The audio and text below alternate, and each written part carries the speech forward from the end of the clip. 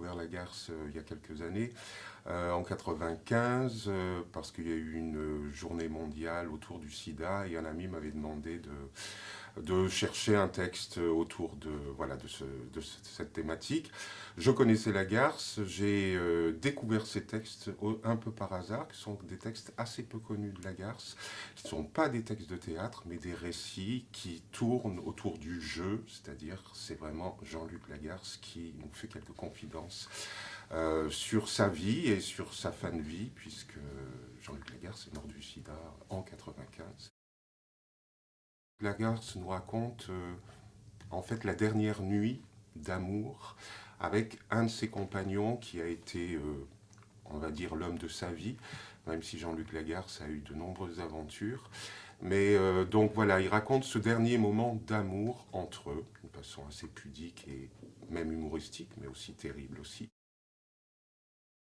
Le voyage à La Haye est un texte beaucoup plus long.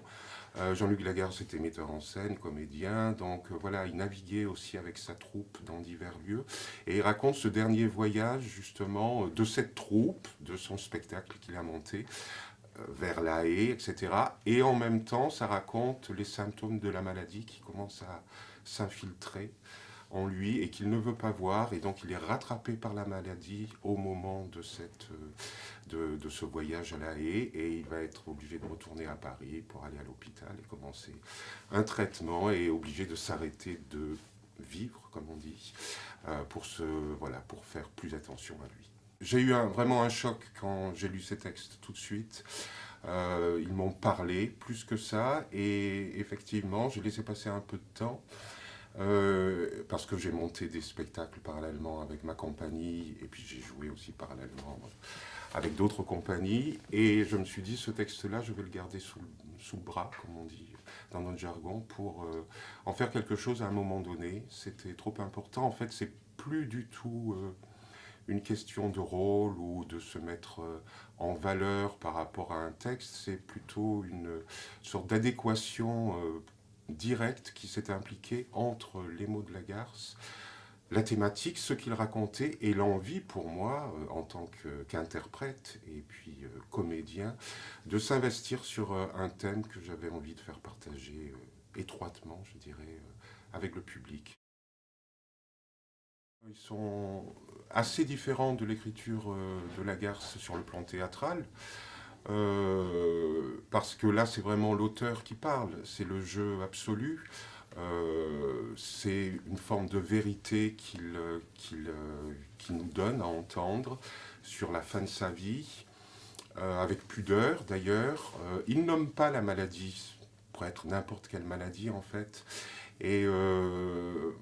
ce qui est le plus intéressant, je pense, c'est la pudeur avec laquelle il aborde ces thèmes-là, et une volonté peut-être de vraiment de se révéler par ces deux textes, voilà, vers la fin de sa vie. Il ne sait pas quand est-ce qu'il va mourir, bien entendu,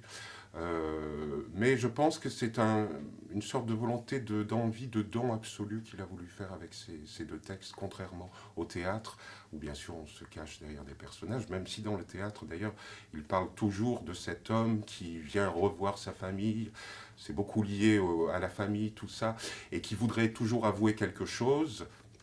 sa maladie, son homosexualité, mais qui ne l'est jamais révélé. Le non-dit est absolu dans l'univers de Lagarce. Alors que dans ces textes, enfin, l'homme décide de raconter des choses beaucoup plus personnelles. Je fais confiance à l'écriture de Lagarce, surtout, qui est vraiment un tremplin assez étroit sur le plan de la forme, mais en même temps qui est tellement écrit. L'écriture est vraiment magnifique, elle est tellement structurée, elle est tellement rythmique que une fois qu'on possède cette langue, qui n'est pas évidente, c'est très compliqué, on a un vrai tremplin pour l'acteur pour voilà, aller plus loin et s'affirmer à travers cette écriture.